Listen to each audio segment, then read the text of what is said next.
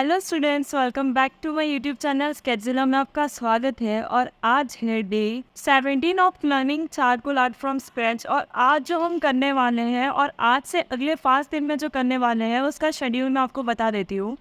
आज हम एनाटॉमी सीखेंगे, नोज़ की स्ट्रक्चर के बारे में सीखेंगे। उसके बाद में कल हम मेजर प्लेन्स मतलब कौन कौन से प्लेन्स में हम नोज़ को ड्रॉ कर सकते हैं उसके बारे में सीखेंगे। मैं 3D तरीके से आपको नोज़ के प्लेन्स को सिखाने वाली हूँ। एंड देन डे 3, 4 एंड 5 में हम 3 अलग अलग तरह के नोज़ को शेड करेंगे। एक फ्रंट व्यू से, एक साइड व्यू से, एंड देन थर्ड वाला भी side view in the right side. और ये तीनों वीडियोस जो होने वाली है वो डिटेल्ड वे में होने वाली है कि कैसे आप चारकोल से नोज़ को शेड कर सकते हो, कौन कौन से पार्ट डार्क रखने हैं, कौन से लाइट रखने हैं, कौन कौन सी चीज़ों का ध्यान रखना है, हाइलाइट्स कहाँ पे देना है, ये सब आप सीखेंगे।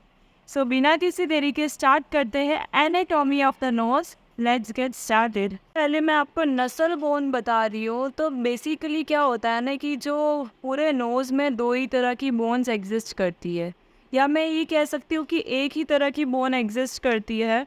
और नसल बोन जो होती है वो होती है यहाँ पे। अगर आप साइड में से देखोगे तो ये नसल बोन यहाँ पे होती है। आपको बहुत मतलब आप जब अपने नोज़ को टच करोगे तो जहाँ पे एकदम आपको हार्ड सरफेस दिख रहा है वो आपका नसल बोन होता है।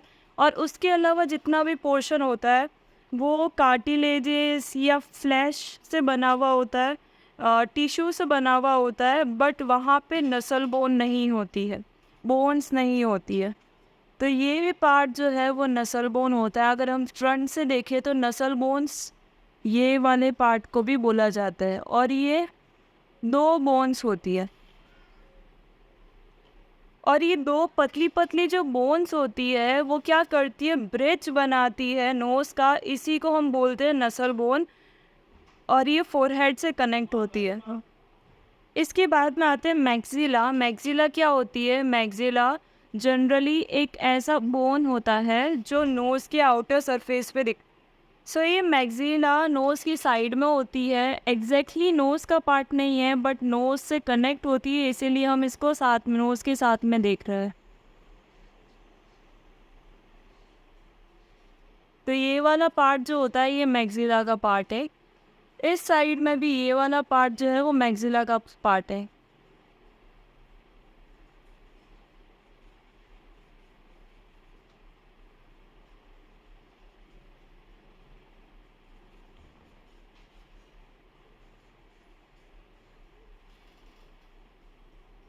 सो अगर मैं मैक्सिला को डिफाइन करूँ तो the bone forms the sides of the nose. ये जो साइड फॉर्म करते हैं ना नोज़ के, और नसल बोन की कनेक्ट होते हैं, नसल बोन से कनेक्ट होते हैं, उसी चीज़ को हम क्या बोलते हैं? ये क्योंकि ये नसल बोन से कनेक्ट हो रहा है तो इस चीज़ को हम क्या बोलते हैं? मैक्सिला बोलते हैं।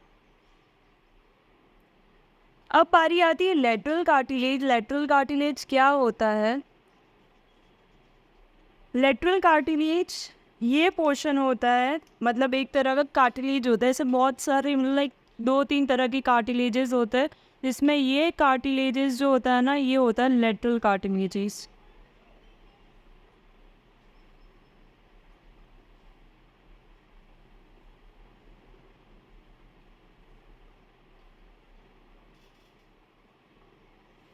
और अगर आप फ्रंट व्यू में देखोगे तो फ्रंट व्यू में इस वाले पोर्शन को हम क्या बोलते हैं? लेटरल कार्टिलेजेस बोलते हैं। तो ये पर्टिकुलरली बोन्स नहीं होते हैं, ये कार्टिलेजेस होते हैं।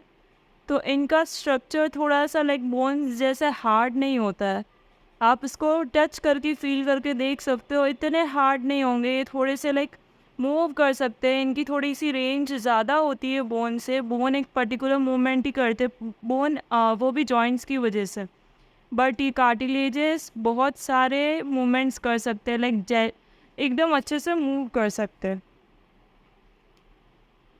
अगर मुझे इसे डिफ़ाइन करना होगा लेटरल कार्टिलेजेस, तो ये 2 पीसेस जो नसल बोन से एक्सटेंड होते हैं उसे हम क्या बोलते हैं? लेटरल कार्टिलेजेस बोलते हैं, और ये नोज़ का साइड फॉर्म करते हैं, मतलब इनकी वजह से नोज़ का साइड पोर्शन बनता है। इसके बाद देखते हैं एलआर कार्टिलेज के बारे में। एलआर कार्टिलेज क्या होता है? पर्टिकुलरली जो नोज़ का टिप होता है ना, उसे हम एलआर कार्टिलेज के नाम से जानते हैं। और ये एलआर कार्टिलेज जो होता है ये मेजर होता है और ये माइनर होता है। ये दोनों ही क्या होते हैं? एलआर कार्टिलेज होते हैं। एक थोड़ा सा बड़ा होता है, दूसरा थोड़ा सा छोटा होता है, मतलब एक साइड पे दो तरह के एलआर कार्टिलेज होते हैं। अगर आप इस तरफ फ्रंट व्यू से देखोगे तो ये वाला पोर्शन पूरा एलआर कार्टिलेज का है, और ये पर्टिकुलरली क्या बनाता है? टिप ऑफ द नोज़ बनाता है। टिप ऑफ द नोज़ का मतलब है ये नोज़ के जो एकदम राउंड पोर्शन को क्रिएट करने में हेल्प करता है। अगर आप नीचे से देखोगे तो ये भी चीज़ क्या है? एलआर कार्टिलेज ही है।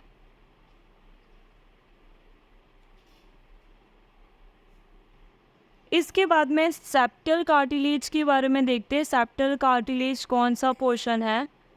तो ये वाला जो पोर्शन है यहाँ से यहाँ तक, मेरे को मेरी मार्कर चेंज कर लेनी चाहिए, एकदम सिमिलर दिख रहा है। सो ये वाला पोर्शन जो होगा वो पूरा कौन सा है? Septal cartilage. मतलब जो एकदम पॉइंटेड जो हमारे फ्रंट में दिखता है इसको बोलते हैं सेप्टल कार्टिलेज।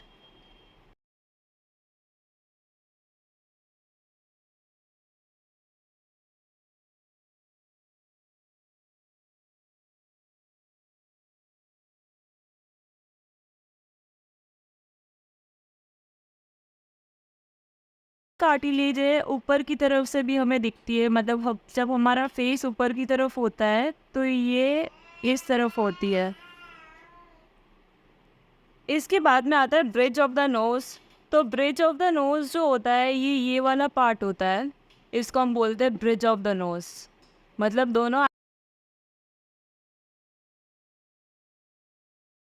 दोनों आईब्रोज के बीच में जो ये पोर्शन होता है इसको हम बोलते हैं bridge of the nose.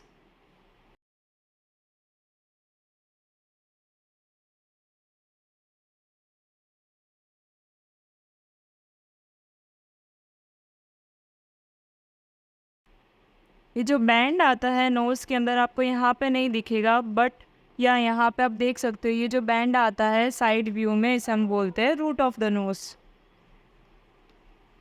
Tip of the nose का मतलब होता है जहाँ पे एलआर कार्टिलेज एंड होती है। एलआर कार्टिलेज कहाँ पे थी? यहाँ पे थी, और यहाँ पे जो ये एंड आता है इसको हम बोलते हैं टिप ऑफ द नोज़।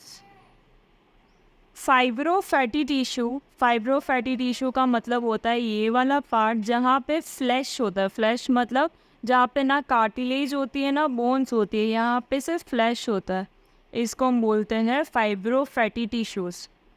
और जब हम फ्रंट में देखते हैं तो ये इस तरफ होता है।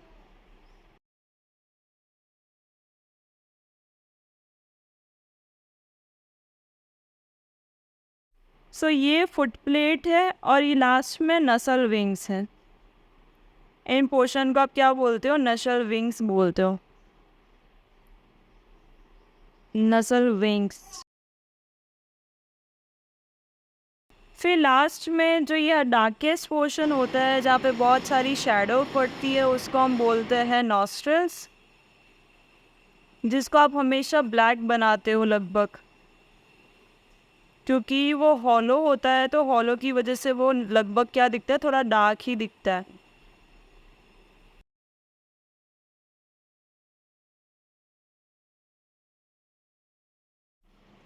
सो आई होप ये वीडियो आपको समझ आई होगी। एनाटॉमी बेसिकली सिर्फ एक स्ट्रक्चर समझने के लिए होता है, ताकि हम उसके अंदर शेडिंग जब फिल करने जाए तब हमें पता चलता है कि कौन से पार्ट में शेडिंग ज़्यादा आनी चाहिए, कौन से पार्ट में हाइलाइट्स आनी चाहिए, कौन सी एजेस जो होती है वो शार्प होती है और कौन सी एजेस स्मूथ होती है।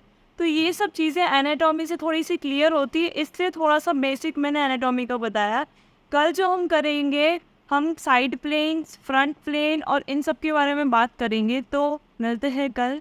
Thanks for watching, stay tuned for the next video. Bye bye.